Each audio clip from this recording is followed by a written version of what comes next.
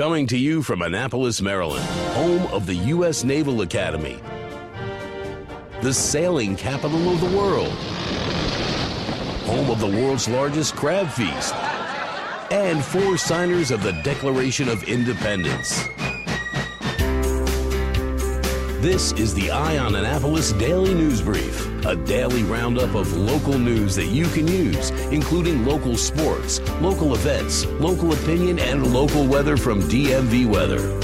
Now here's your host, publisher of Eye on Annapolis, John Frenaye. Good morning. It's Wednesday, May 9th, 2018. This is John Frenaye, and this is your Eye on Annapolis Daily News Brief.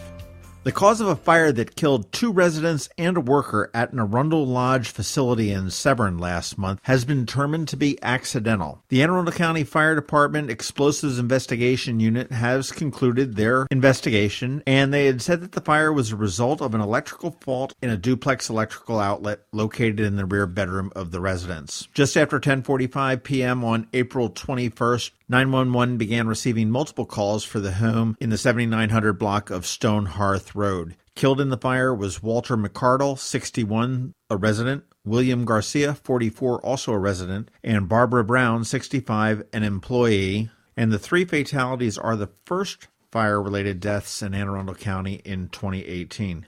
Annapolis Mayor Gavin Buckley's senior management team is being shaken up again. Apparently, Bruce Miller, who has been the director of finance since October of 2010, has abruptly resigned. City manager Teresa Sutherland announced that effective yesterday, Melissa Lehman is the City of Annapolis's acting finance director. She's been employed by the city for 6 years. They will do a search for a new finance director, and that will begin shortly. This is the 3rd senior employee to resign or leave since Mayor Buckley took office. Former city manager Tom Andrews resigned earlier this year to take a job with the state, and most recently his chief of staff Jane Haruska resigned in April, saying that she wanted to build a home in New Mexico. Currently, the mayor and the council are in the middle of the budget process, which must be ironed out and submitted by July 1st, 2018 for the start of the new fiscal year. Yesterday, Mayor Gavin Buckley, Lieutenant Governor Boyd Rutherford, and County Executive Steve Schuh were on hand down at City Dock to kick off the first Annapolis Sailors Triathlon. This will be a July 28th triathlon race. It will feature a 500-meter Spa Creek swim, a bike ride to and around Greenberry Point, and a 3.8-mile run through the city and the Naval Academy. The reason the 3 politicians were there is because they are going to enter as a team. Schuh will handle the swim, Rutherford will handle the bike, and Buckley will handle the run. The race will be limited to 500 participants, and you can either do it as an individual and do all 3 events, or you can register as a team, and you can find out more information at sailorstriathlon.com. Quick reminder that you may see a ton of kids on bicycles this morning. It is Bike to School Day, and the roads are going to be crowded with kids riding their bicycles to school. There could be hundreds of children biking to and from school on a lot of the county trails and on roads. There may be children riding in parent-escorted bike trains, large groups riding with police and parent escorts, and others riding on their own. Anyone who is driving is reminded to please use extreme caution and obey all the laws, especially when it concerns speed limit, distraction-free driving, and maintaining a 3-foot minimum distance as you pass a bike. We don't need to see any children hurt as they are biking their way to school. As anybody who has read Eye on Annapolis or listened to Eye on Annapolis Daily News Brief knows, we are big proponents of being informed when it comes to voting.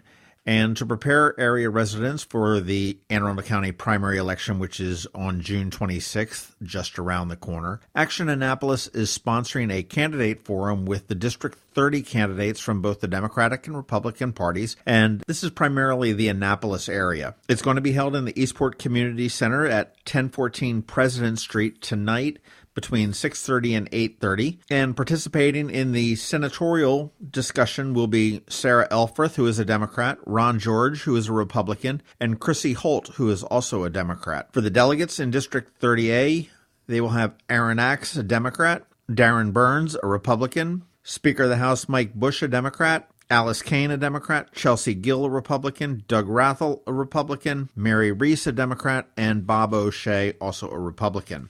Get thee to the Eastport Community Center and learn about the candidates that will hopefully be representing you when they make it into the State House after the election in November.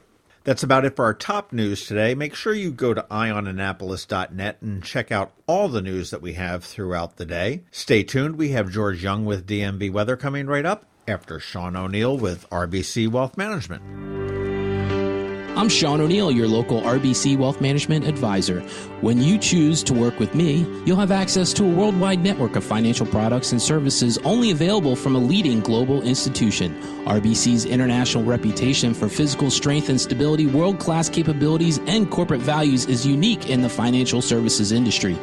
I also recognize the importance of reinvesting in the communities in which we live and work, and I'm committed to serving my clients by building long-term relationships based on trust, integrity, and confidence. I look forward to helping you with your wealth management needs. Call me, Sean ONeill, today at 410-573-6723 for a complimentary consultation. RBC Wealth Management, a division of RBC Capital Markets, LLC. Member NYSE, FINRA, and SIPC.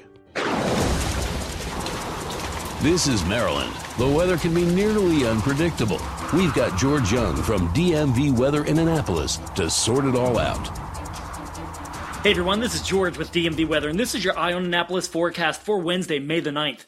Today will bring a third straight day of perfect springtime weather made up of max sunshine, light winds, and high temps in the mid-70s with low humidity to the Annapolis area and throughout all of Anne Arundel County before things change a bit tomorrow as a chance of showers and thunderstorms returns due to a cold front moving through the region from the west.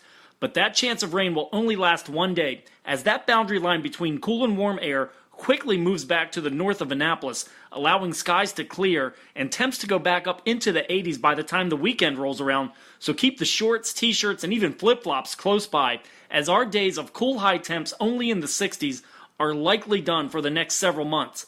A quick side note to that, April ended up one of the coolest Aprils in the region in the last 2+ decades, so we have definitely earned this long-awaited steady streak of 70s and 80s for the area. Okay, that's it for today. This is George Young of DMV Weather. Make it a great day out there today, and be sure to download our free app by searching for DC MDVA Weather in the Apple App Store and Google Play Store, and also follow us at dmvweather.com or on Twitter or Facebook so you can always stay weather informed. But remember, whatever the weather outside, have fun and be safe. Hey, it's May and it's Maryland Podcast Month. No, Hallmark didn't invent this puppy, so there's no need to get a card, but do yourself a favor and give a listen to some of the other Maryland-based podcasts. Our right-wing friends, hey, they called us liberals first, at Red Maryland have put together a website called MarylandPodcastMonth.com, and it lists all of the podcasts that are participating this month. Throughout the month of May, many of us will be showing up on other Maryland podcasts as guests, and we'll have all sorts of antics throughout the month. Among the participants are Red Maryland and Eye on Annapolis, of course, and then others to cover every topic you can possibly think of. Podcasts such as Quality Time, The Maryland Crabs, A History of Maryland, The Conduit Street Podcast, Laugh Finder, The Extra Point Show, Society Fringe Players, The Mark and Lowell Show, The Engine Mom Podcast, and quite a few more. So go to MarylandPodcastMonth.com, check it out, get familiar with a new podcast near you, and of course, please let all your friends and associates know as well. And we will see you all May during Maryland Podcast Month.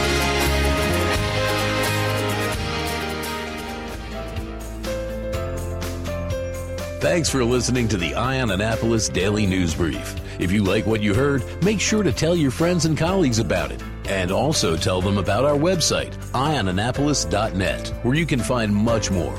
Be sure to check out our other weekly podcast, The Maryland Crabs. This podcast comes to you every Monday through Friday at 7 a.m. Thanks for listening, and we'll see you next time.